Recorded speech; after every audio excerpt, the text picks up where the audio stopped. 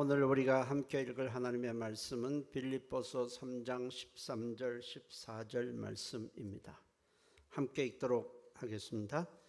형제들아, 나는 아직 내가 잡은 줄로 여기지 아니하고 오직 한 일, 즉 뒤에 있는 것은 잊어버리고 앞에 있는 것을 잡으려고 표대를 향하여 그리스도 예수 안에서 하나님이 위에서 부르신 부름의 상을 위하여 달려가노라. 아멘. 기도합니다. 하나님께서 우리를 이 예배 자리로 인도하심에 감사를 드립니다. 하나님께서 우리를 복 주시고 싶어서, 우리와 만나고 싶어서, 말씀을 통해서 우리가 바로 서도록 하기 위해서 이 예배를 허락하셨습니다. 하나님의 말씀이 나에게 주시는 말씀으로 들려지고 우리 마음에 심겨지면 우리 인생은 달라집니다. 축복받는 인생이 됩니다. 하나님의 말씀을 믿음으로 마음을 열고 아멘으로 받게 하시고 나에게 주시는 말씀으로 감사함으로 받게 도와 주시옵소서. 예수님의 이름으로 기도했습니다. 아멘. 오늘 말씀을 드릴 제목은 우리가 늘 바라보아야 할 표대라는 제목으로 말씀을 드리고자 합니다. 자, 우리가 무엇을 바라보고 우리가 무엇을 소망하며 살아갈 것이냐는 것은 우리에게 굉장히 중요합니다. 왜냐하면 우리가 바라보는 것에 따라서 인생은 달라질 수밖에 없기 때문에 그렇습니다. 미국에서 한 어린 소년이 길을 가다가 $5짜리 지폐 한 장을 주웠습니다. 소년에게는 그 $5짜리 지폐가 꽤나 큰 돈이었습니다. 소년은 기분이 매우 좋았습니다. 그런데 문제는 그 후부터입니다. 어제 주웠으니까 내일도 또 줍지 않을까, 모레도 줍지 않을까, 이런 마음이 소년의 마음에 들은 것이 생겼습니다. 그래서 소년은 혹시 길 가다가 또 돈이 땅에 떨어져 있지는 않을까 기대하며 땅만 보면서 인생을 살았다고 그래요. 그 소년이 일생 동안 땅에서 주운 것은 동전 75,000개, 수백 장의 작은 금액의 지폐들, 그 밖에 너저분한 것들이었다고 그럽니다. 이런 것들을 줍느라고 한평생 푸른 하늘, 높은 산, 공중의 새들, 아름다운 것들을 제대로 보지 못하고 땅만 보며 살다가 인생을 끝낸 겁니다.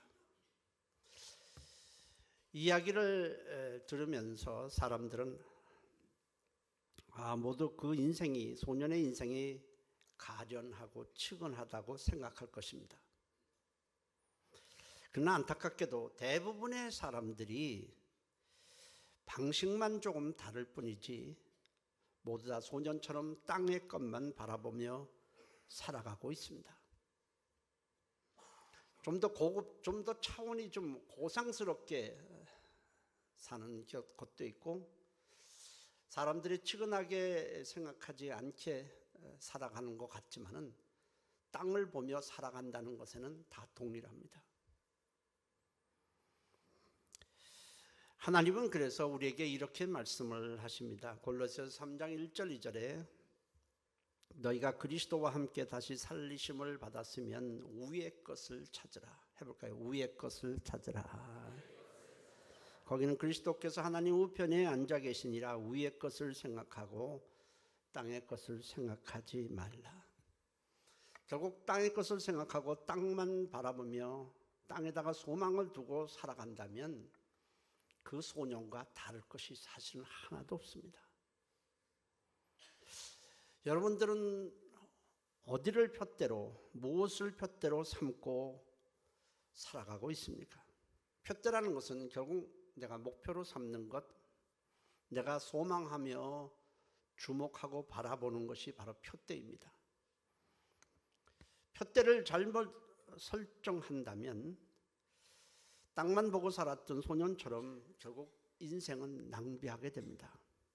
모든 수고는 다 헛되고 모든 수고는 다 의미가 없고 모든 수고는 다 썩어 없어지고 말 것입니다. 그러므로 우리 인생에서 가장 중요한 것은 바로 푯대 설정입니다. 오늘 우리가 반드시 바라보아야 할 세 가지 푯대에 대해서 말씀을 드리려고 합니다. 첫째로 우리가 삼아야 할 푯대는 예수님의 십자가입니다. 아멘. 십자가를 바라보고 십자가를 푯대로 삼으면 십자가에서부터 우리를 온전케 하는 것들이 우리에게 흘러나오게 됩니다. 그래서 히브리서 12장 2절에는 믿음의 주여 온전하게 하시는 이인 예수를 바라보자 했습니다. 아이가 부모를 잃어버린다면 자기가 누구인지 모릅니다.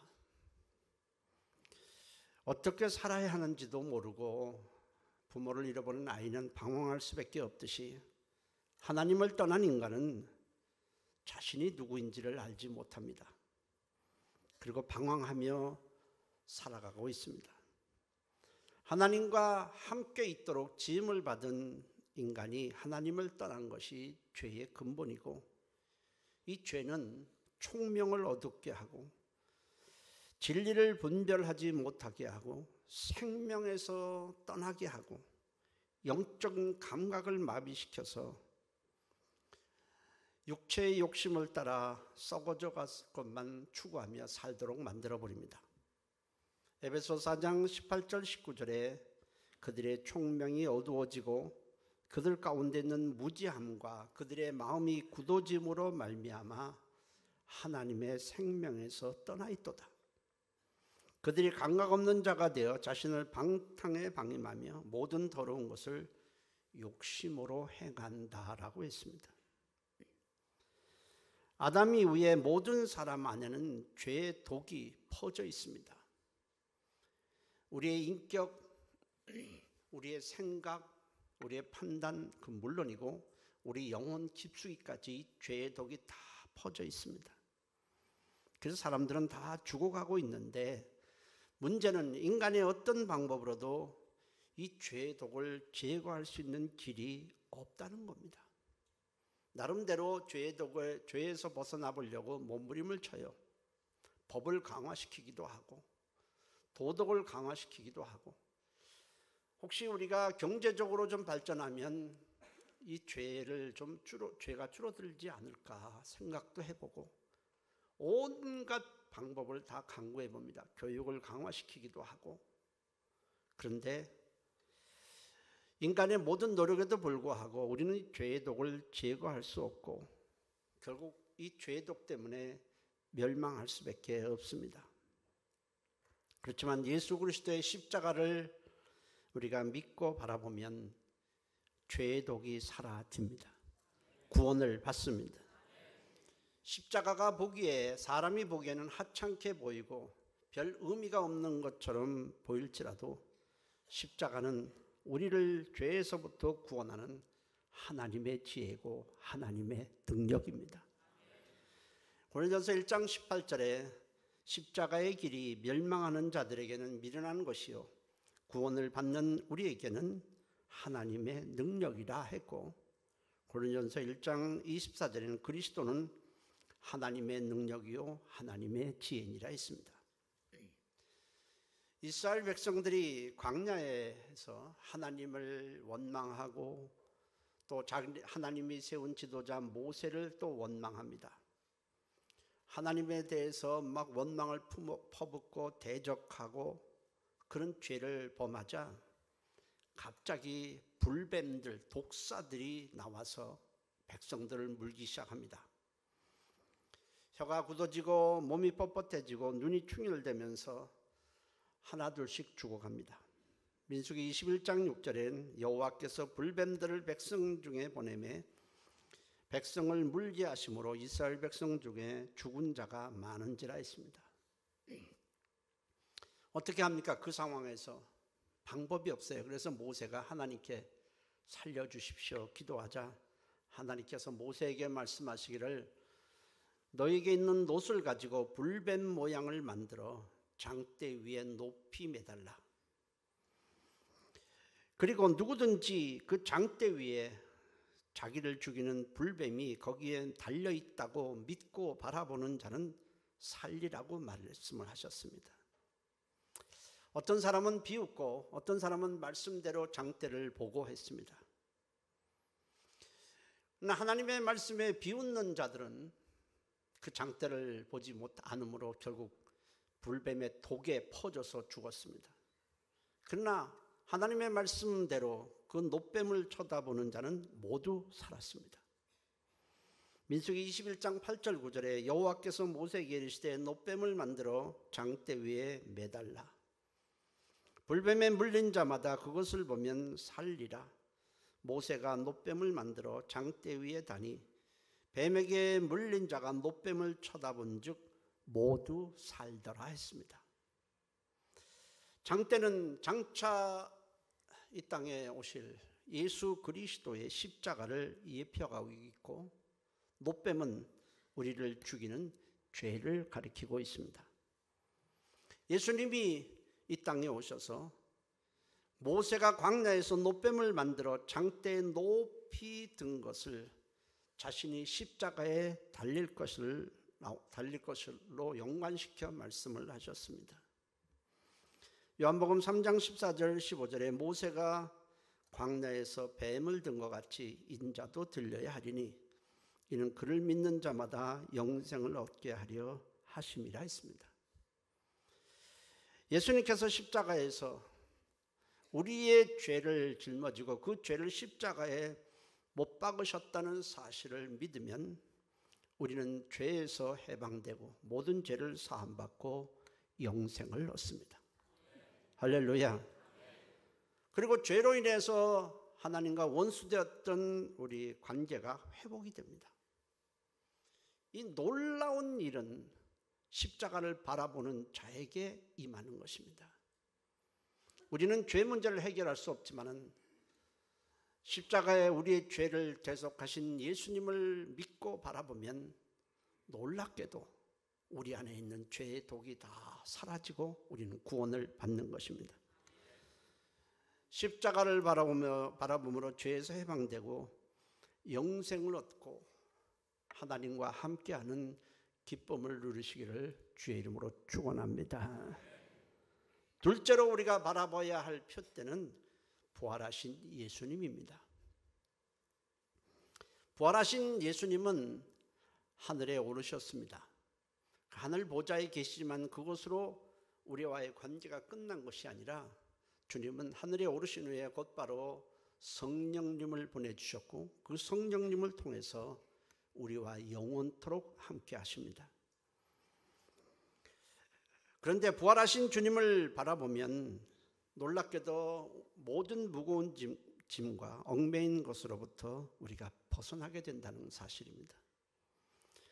우리는 사실 염려와 근심에 눌려 살고 있습니다. 그 염려 때문에 우리의 삶이 침체가 되고 의욕을 상실할 때가 굉장히 많습니다. 사실 염려라는 것은 가만히 보면 현재 지금 일어나고 있는 일보다도 그것을 미래를 미리 생각을 하는 겁니다. 다 미래의 안 좋은 것들을 다 생각해서 끌어안습니다. 그러면 삶이 침체될 수밖에 없어요. 그렇지만 사망 권세를 이기시고 부활하셔서 우리와 성령님을 통해서 함께 하시는 예수님을 바라보고 염려를 맡기면 이런 무거운 것으로부터 우리 주님이 벗어날 수 있도록 해 주시는 것입니다. 왜냐하면 주님께서 우리의 무거운 짐을 맡아주시기 때문입니다. 그래서 히브리서 12장 1절 2절에는 모든 무거운 것과 얽매기 쉬운 죄를 벗어버리고 인내로서 우리 앞에 당한 경주를 경주하며 믿음의 주여 온전케 하신 예수를 바라보자 했고, 마태복음 11장 28절에도 수고하고 무거운 짐진 자들아 다 내게로 오라 내가 너희를 쉬게 하리라 하셨습니다. 그리고 우리가 부활하신 예수님을 바라보게 되면 천국에 대한 소망이 일어나게 됩니다. 왜냐하면 우리는 주님이 계신 그 천국으로 우리도 장차 갈 것이기 때문에 그렇습니다. 사실 인간에게 있어서 가장 슬픈 것은 죽음이라 할 수 있습니다. 죽음은 모든 것을 끝냅니다. 소망이 다 끝나버리고 우리가 계획한 것이 다 끝나고 하던 일이 끝나고 우리가 관계를 맺던 모든 관계가 다 끝을 맺는 것이 바로 죽음입니다. 때문에 우리는 죽으면 다 끝났다고 말을 하곤 합니다. 그러나 주님의 부활은 모든 것이 죽음으로 끝나는 것이 아니라 새로운 시작이 있다는 것을 우리에게 알게 하셨습니다. 그것은 죄와 슬픔과 질병과 아픔이 있는 이 세상에서 다시 사는 것이 아니라 죄가 없는 곳, 괴로움이 없는 곳, 죽음이 다시 없는 천국에서 영원히 주님과 함께 새로운 삶을 시작하는 것입니다. 이 소망은 누구나 가질 수 있는 것이 아니라 부활의 표대를 바라보는 자만 가질 수 있는 소망입니다. 세상 사람들은 절대로 이 소망을 가질 수도 없고 하나님께서 혹시 가졌다고 해도 그들의 소망을 이루어 주지는 않습니다. 베드로전서 1장 3절 4절에 예수 그리스도를 죽은 자 가운데서 부활하게 하심으로 말미암아 우리를 거듭나게 하사 산 소망이 있게 하시며 썩지 않고 더럽지 않고 쇠하지 아니하는 유업을 있게 하시나니 곧 너희를 위하여 하늘에 간직하신 것이라 했습니다. 예수님이 하늘 보좌에 오르신 다음에 우리에게 성령을 보내주시고 우리가 성령을 받게 되는데, 성령이 오신 것은 이 땅에 있는 동안에 믿는 자들을 인도하시기 위해서뿐 아니라 바로 우리가 이 땅의 삶을 끝나면 새하늘과 새 땅을 주시겠다는 보증으로 성령을 주신 것입니다.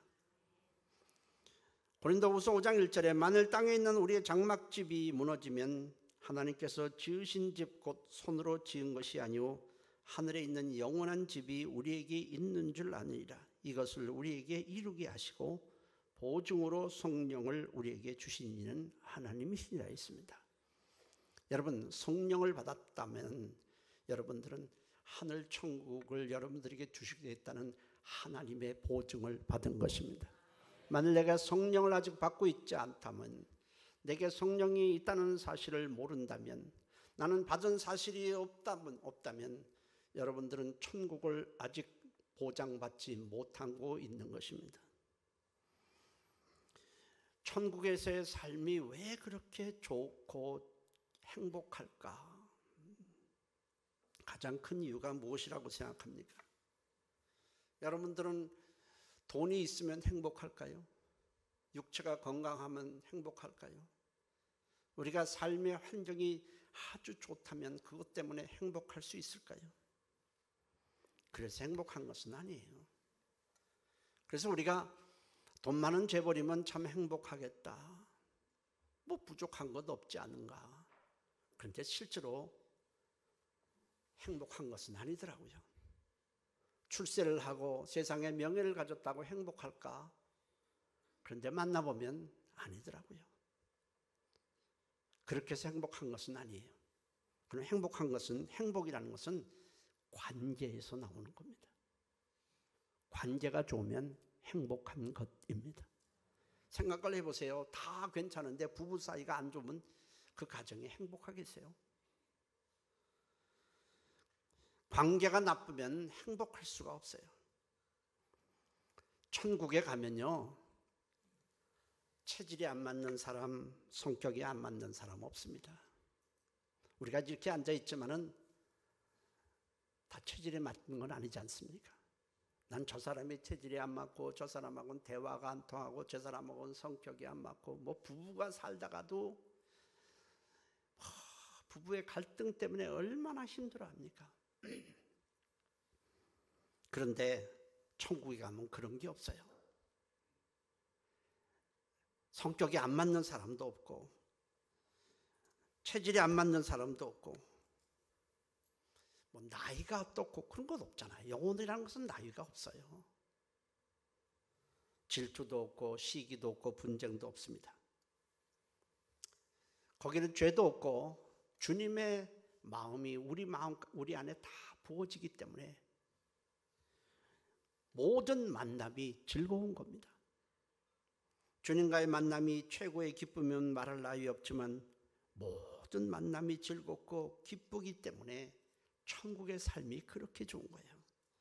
모든 것이 갖추어져 있고 모든 만남이 즐거운 것이 천국입니다. 거긴 죽음도 없습니다. 이 천국에 대한 소망은 오직 예수 그리스도의 부활을 믿고 그 표대를 바라보고 성령을 받은 자가 가는 곳입니다. 그리고 부활하신 주님을 바라보면 성령님께서 우리로 하여금 새로운 삶을 살게 해줍니다. 예수를 알기 전에, 예수를 믿기 전에 우리에게는 하나님이 없었습니다. 오직 세상 욕망대로 살았습니다. 그리고 어디로 가야 이게 올바른 길인 줄 모르고 살았습니다. 한마디로 잘못된 길, 삐뚤어진 길을 가고 있었다는 겁니다.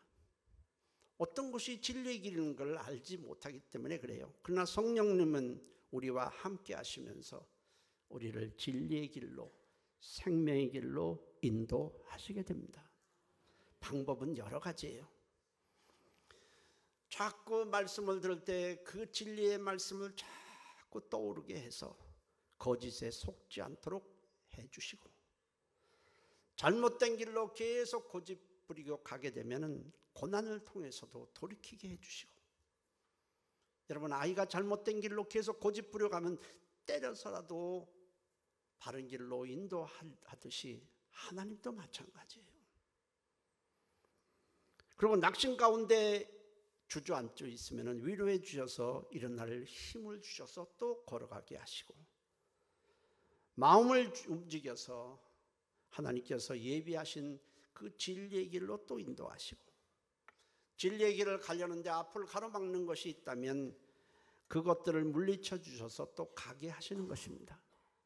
하나님은 사랑의 하나님이고 진리의 하나님이시고 우리를 진리 가운데로 인도하시는 좋으신 하나님입니다.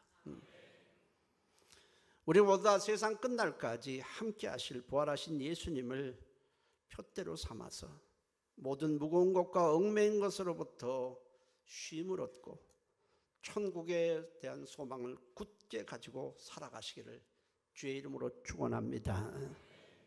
세 번째 우리가 바라봐야 할 표대는 그리스도의 심판대입니다.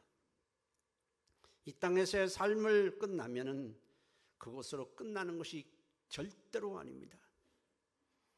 모든 사람은 한 사람도 예외 없이 그리스도의 심판대 앞에 반드시 서야만 합니다.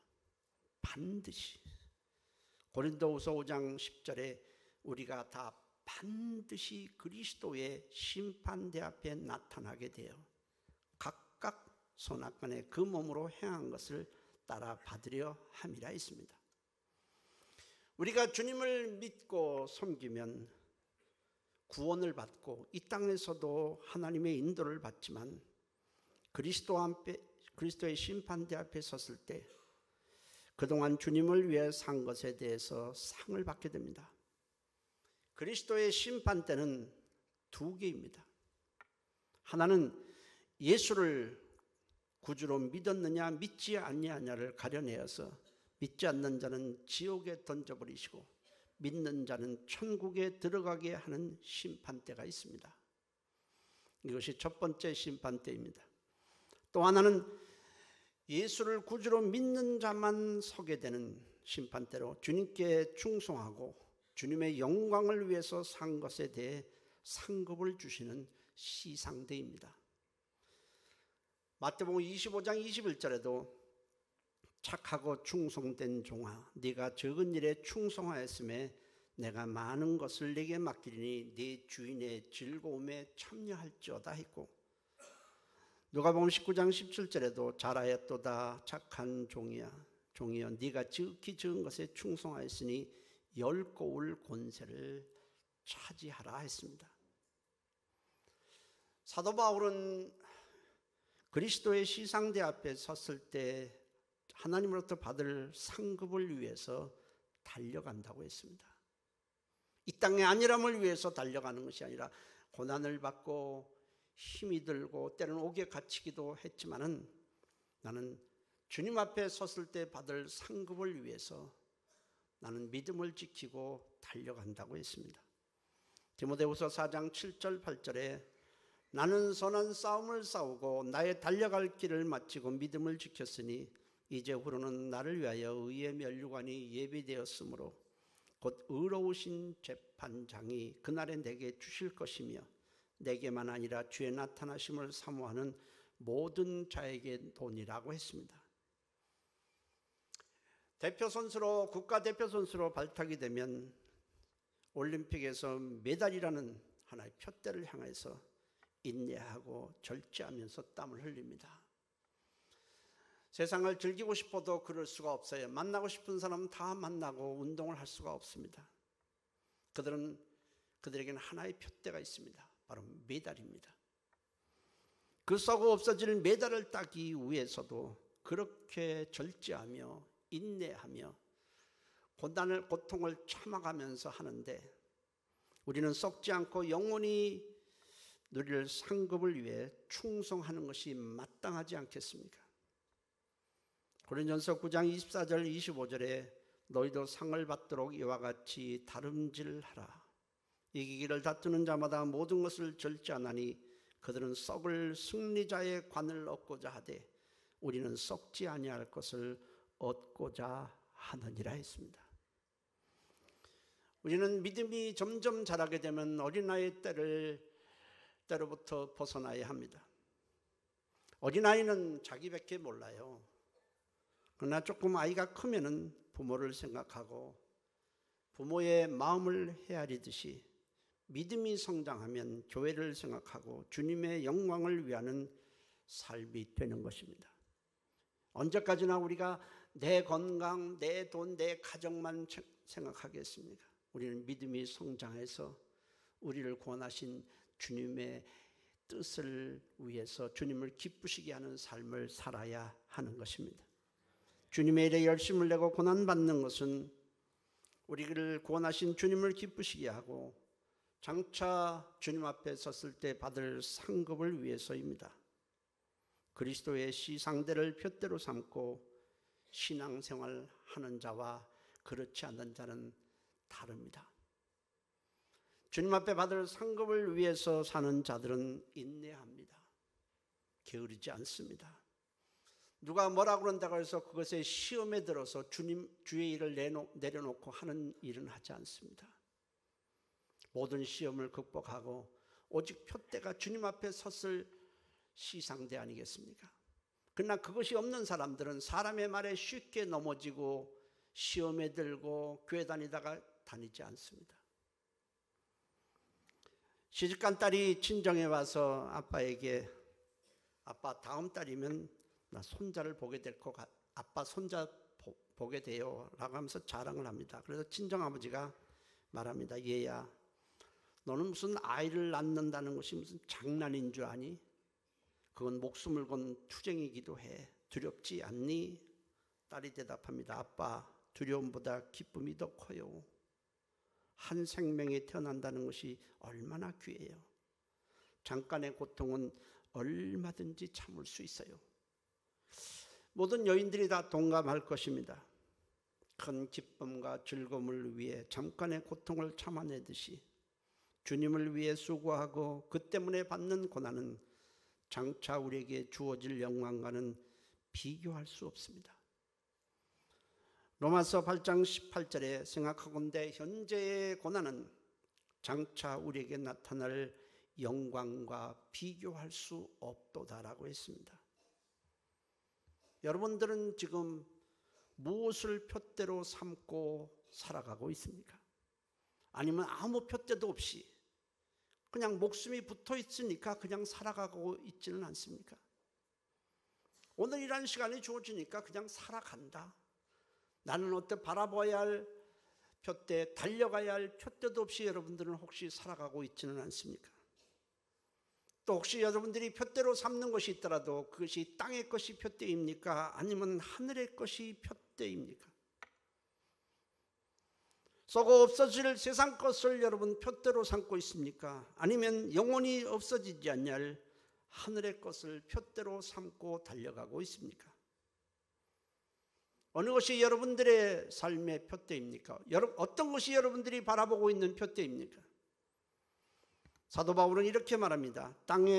앞에 있는 것을 잡으려고 표대를 향하여 그리스도 예수 안에서 하나님이 위에서 부르신 부름의 상을 위하여 나는 달려가노라. 바울에게는 또 아니면 훌륭한 믿음의 선진들에는 항상 바라보는 표대가 있었습니다. 그들은 땅의 것을 표대로 삼지 않았습니다. 잠시 있다가 없어질 것을 표대로 삼지 않고 살았습니다. 없어지지 아니할 하늘의 것을 표대로 삼고 달려갔습니다. 우리는 그리스도 안에서 새로운 피조물이 되었습니다. 고린도후서 5장 11절에 누구든지 그리스도 안에 있으면 새로운 피조물이라고 했습니다. 우리는 예수 그리스도 때문에 죄로 인해서 멸망할 자가 의의 사람이 되었습니다. 우리는 지옥에 갈 것이 확정되어 있었는데 예수 그리스도로 말미암아 천국에서 영원히 살 자가 되었습니다. 우리는 하나님과 원수 사이로 있었었는데 예수 그리스도 안에서 하나님과 화목하고 하나님의 사랑을 받는 자가 되었습니다. 우리는 죄로 인해서 천하고 비천한 자였었는데 이젠 예수를 믿음으로 하나님의 자녀라는 존귀한 자가 되었습니다. 때문에 우리는 믿지 않았을 때 가졌던 표대를 반드시 바꾸어야 합니다. 우리가 믿지 않았을 때 우리는 가지고 있었던 표대가 있었습니다. 바로 소년이 땅을 보면서 동전을 줍듯이 땅이 우리의 표대였습니다. 그렇게 달려갔습니다. 그러나 이제는 표대를 바꿔야 합니다. 땅의 것을 바라보지 말고 위의 것을 표대로 찾으라고 말씀을 합니다. 지금까지 우리가 썩어질 세상 것을 위해 인생을 살았다면 이제는 주님의 뜻을 따라 영원한 하늘나라를 표대로 바라보며 상급을 바라보며 달려가야 하는 것입니다. 그러면 인생을 낭비하지 않습니다. 절대로 인생을 후회하지 않습니다. 무가치한 삶은 절대로 살지 않습니다. 우리 예수님의 십자가와 부활하신 예수님과 그리스도의 심판대를 나의 표대로 삼고 우리의 주어진 인생길을 달려가시기를 예수의 이름으로 축원합니다. 할렐루야. 통성으로 기도합니다. 하나님, 이제 내가 말씀을 들으면서 내가 표대를 분명히 정합니다. 믿지 않았을 때 가졌던 땅의 것이 이젠 나의 표대가 될 수 없습니다. 돈을 벌어도 세상에서 무슨 일을 해도 난 저 하늘의 것을 위해서 달려가겠습니다. 하나님, 내 삶의 표대가 십자가가 되게 하시고 부활하신 예수님이 되게 하시고 그리스도 앞에 섰을 때의 시상대가 나의 표대가 되게 도와주옵소서. 우리 다 같이 한 목소리로 통성으로 기도합니다. 살아계신 하나님 고맙습니다. 하나님, 우리의 표대를 바로 정하겠습니다. 십자가와 부활하신 예수님과 그리스도 앞에 섰을 때의 심판대가 나의 표대가 되게 도와주시옵소서.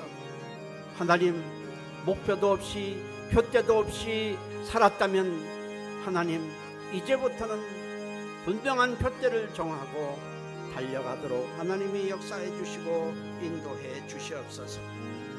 하나님, 우리는 세상 사람들과 분명히 달라야 합니다.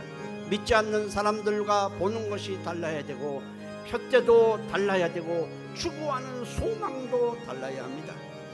살아계신 하나님, 우리의 표대를 바로 정하고 달려가도록 인도해 주시옵소서.